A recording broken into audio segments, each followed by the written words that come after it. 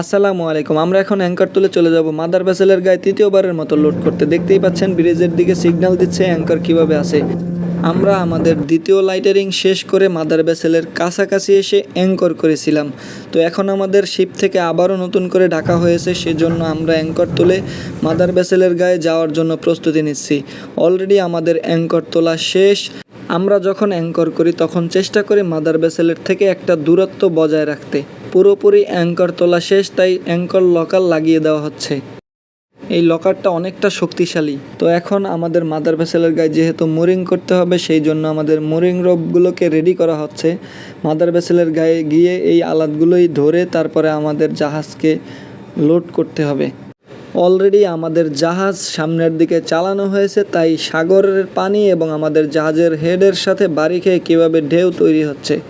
আমরা যখন অ্যাঙ্কার করি তখন চেষ্টা করি কিছুটা দূরত্বে অ্যাঙ্কার করার জন্য। আমাদের বাকি মোরিং রোপগুলোকে রেডি করা হচ্ছে। অলরেডি আমরা মাদার ভেসেলের কাছে চলে এসেছি। তো শিপের গায়ে রোপ পাস করার জন্য আমাদের আরও কাছাকাছি যেতে হবে, তাই ব্রিজ থেকে আমাদের জাহাজটিকে পজিশন করতেছে। তো আমাদের মোরিং রোপ পাস করার জন্য সর্বপ্রথম যেটি পাস করতে হবে সেটি হলো হিবিং লাইন।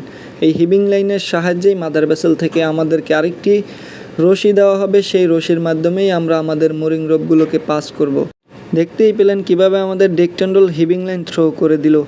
তো এদিকে আমাদের ফ্যান্টারের কাছাকাছি আমাদের জাহাজ মিশানো হয়ে গেছে। তো ভিডিওটি ভালো লাগলে অবশ্যই লাইক এবং কমেন্ট করে ফলো দিয়ে সাথেই থাকুন।